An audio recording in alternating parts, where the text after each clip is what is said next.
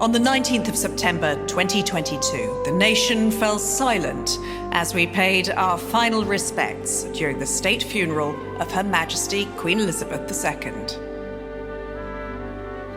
As head of state, the Commonwealth and Commander-in-Chief of the British Armed Forces, she served the nation for over 70 years.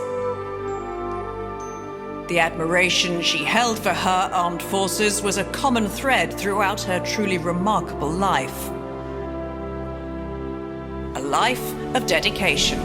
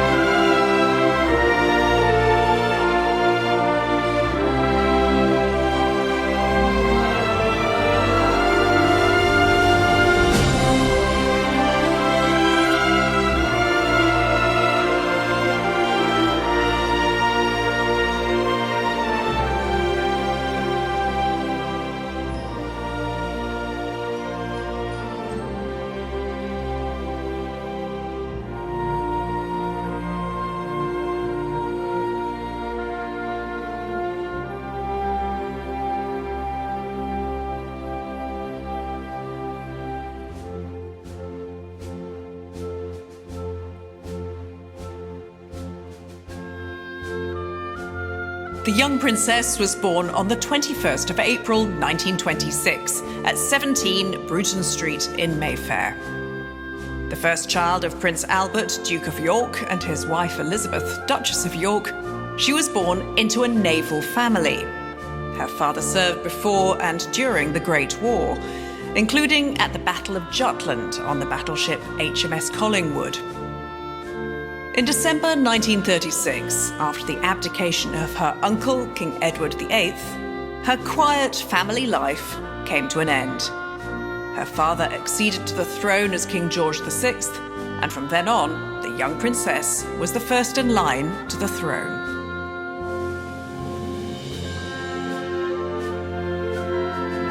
In 1937, she joined her parents aboard the old Royal Yacht Victoria and Albert at the Coronation Fleet Review, the first of many such gatherings of naval might she would attend over the next 75 years. A few years later, she was hosted by young Prince Philip Mountbatten, while the King and Queen visited Britannia Royal Naval College in Dartmouth.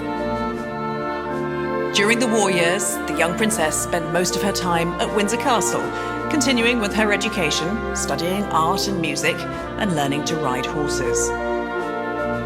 She also continued her royal duties by giving her first radio broadcast during the BBC's Children's Hour.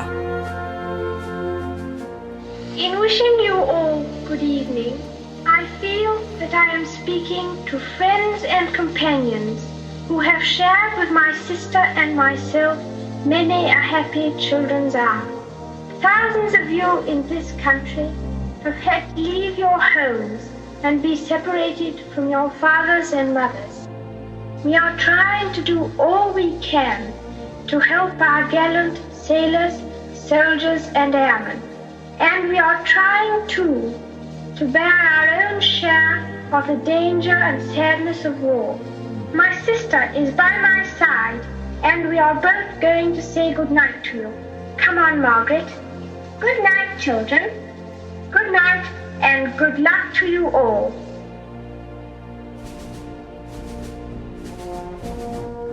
The Queen's relationship with the armed forces really began in 1945, when, as Princess Elizabeth, she joined the Auxiliary Territorial Service, becoming the first female member of the royal family to join the armed services as a full-time member.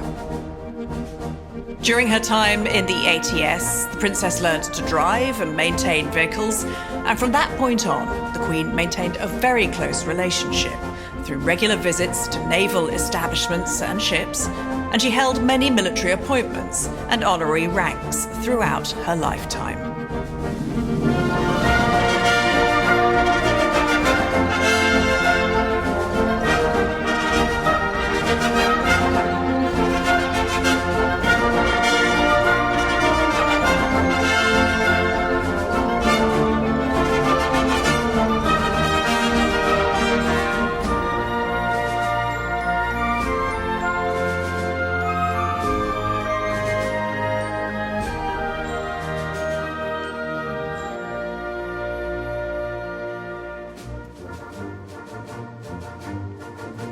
In July 1947, the engagement of Lieutenant Philip Mountbatten to Princess Elizabeth was announced, and the marriage took place in Westminster Abbey on the 20th of November of that year. Shortly before the wedding, the bridegroom was given the title of Duke of Edinburgh and appointed Knight of the Garter by King George VI.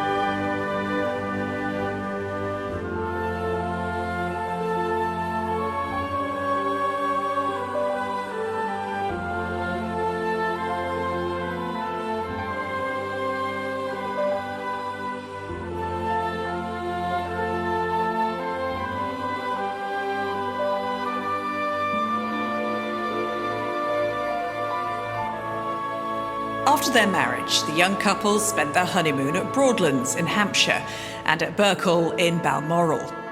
They were able to live a relatively private life, with the Duke pursuing his naval career whilst the Princess cared for a young Prince Charles. From 1949 to 1951, she was a royal princess, naval wife and mother, living in Malta while Prince Philip was serving with the Mediterranean Fleet as First Lieutenant of HMS Chequers and then in command of HMS Magpie. Malta was said to hold very fond memories for the couple, who looked back on their carefree time there fondly later in life.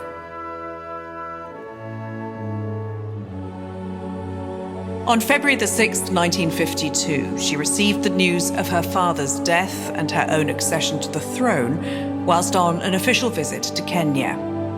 The new Queen and the Duke of Edinburgh immediately flew back to Britain, returning to Clarence House, where the royal standard was flown for the first time in her reign.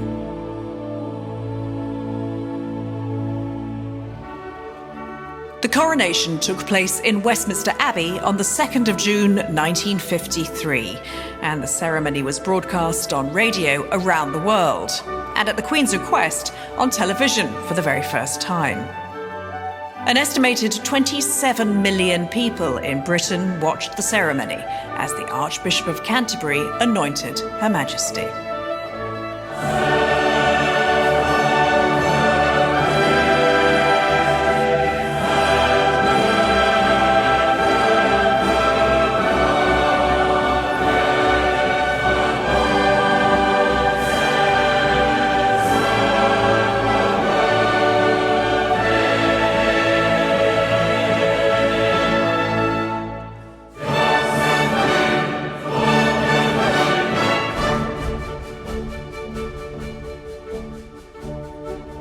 As head of the Commonwealth, the Queen played an important role in reinforcing the links that joined people together across the globe.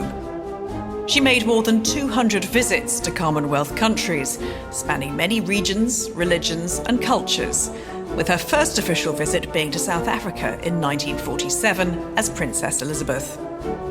During her reign, the Commonwealth grew from just 7 nations to 56, representing 2.5 billion people. Her royal duties included meeting Queen Saloti of Tonga in 1953, the opening of the Sydney Opera House in 1973. She attended 22 Commonwealth heads of government, 7 Commonwealth Games, and since 1977, Commonwealth Day has been celebrated throughout the Commonwealth almost every year of her reign.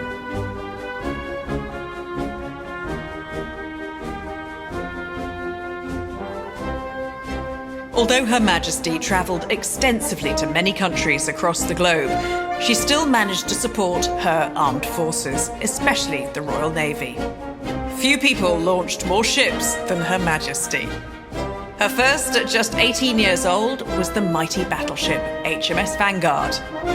In the 7 decades that followed, no year went by without Her Majesty being involved with the senior service, launchings, commissionings, official openings, and visits to ships and units all demonstrated the admiration she held for the Royal Navy.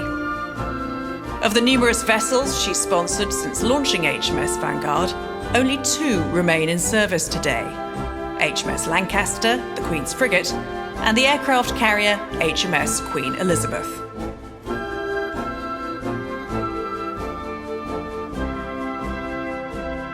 A home away from home, her beloved royal yacht Britannia served the royal family for over 44 years.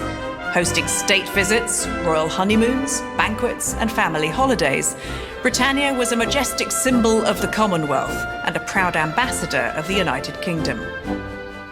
Amongst the 220 crew, a Royal Marines band was aboard to entertain during the official visits, providing dinner music and beating retreats.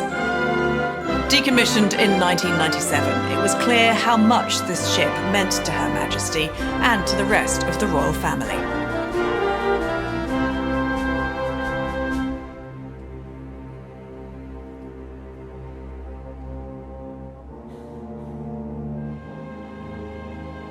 Throughout the Queen's life, there have been times of loss and reflection. The Aberfan mining disaster in 1966, the London bomb attacks in 1982 and 2005, the fire at Windsor Castle in 1992, the death of Princess Diana in 1997, the death of her sister Margaret and the Queen Mother in 2002, and of course the death of her beloved Prince Philip, Duke of Edinburgh, in 2021. But despite those sadder times, Her Majesty's duty to her people and the nation never wavered.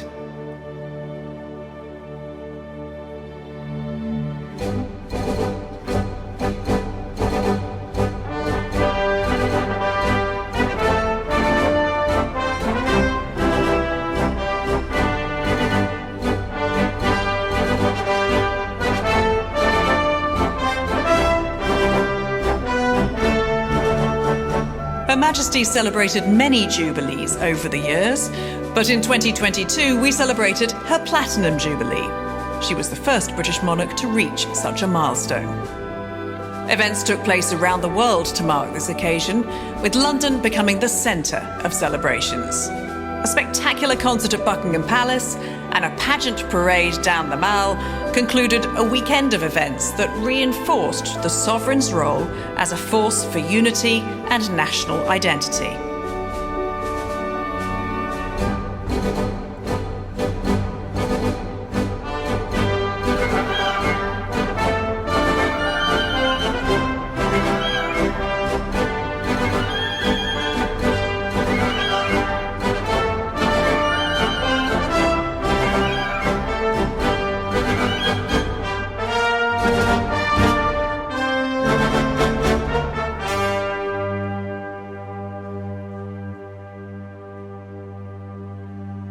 It was announced at 6:30 p.m. on the 8th of September 2022 that Her Majesty Queen Elizabeth II had passed away peacefully at Balmoral Castle at the age of 96.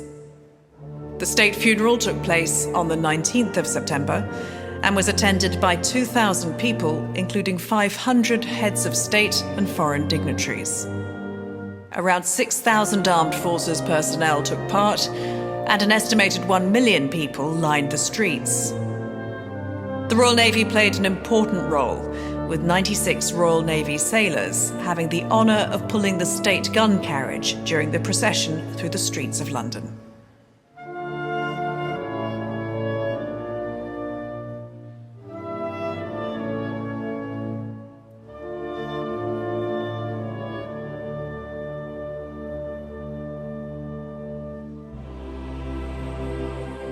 Her Majesty Queen Elizabeth II was the fabric that held a nation together. She ruled for longer than any other monarch in British history, becoming a much-loved and respected figure around the world. She fulfilled her promise, devoting her whole life to the service of her people and our great nation. As we look back at her remarkable life of dedication, we give thanks for the duty she's given as we start a new journey and future under the reign of King Charles III.